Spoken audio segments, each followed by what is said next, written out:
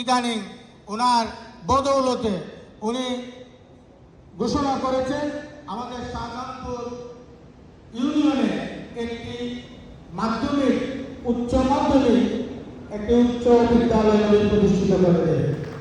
নিজের জায়গা খরিদ করে অবকাঠামো সমস্ত কিছু উনি ব্যক্তিগতভাবে আমাদেরকে উপহার দিবেন। যে উপহারে আমার মনে হয় ওনার যে চিন্তা চেতনা 5 থেকে 6 কোটি টাকার প্রয়োজন। তারপরে রয়েছে আরো 3 থেকে 4 বছর এই শিক্ষা প্রতিষ্ঠানটি ব্যক্তিগত খরচে একদম আপনার এমপিও পাওয়া পর্যন্ত ওনার নিজে অর্থ কি জায়গাতে ব্যয় করা হবে। আপনারা আজকের যারা শিক্ষার্থী রয়েছে আমার অনুরোধ থাকবে আমাদের এই মহান ব্যক্তিটির জন্য আমরা সকলেই দোয়া করব।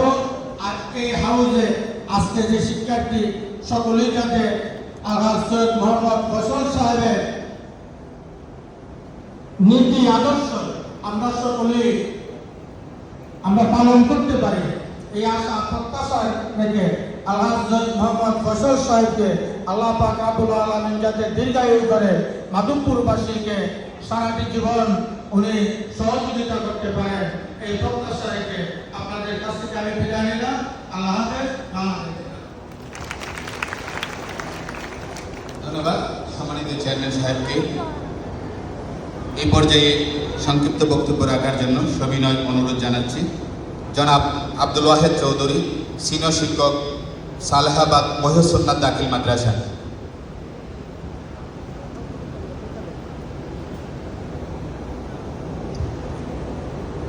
আসসালামু আলাইকুম ওয়া রাহমাতুল্লাহি ওয়া বারাকাতুহু।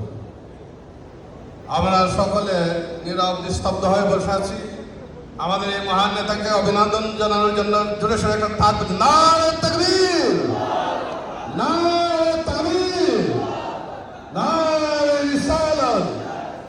আলহাজ জনাব এস.এম. ফয়সল সাহেব, আলহাজ এস.এম.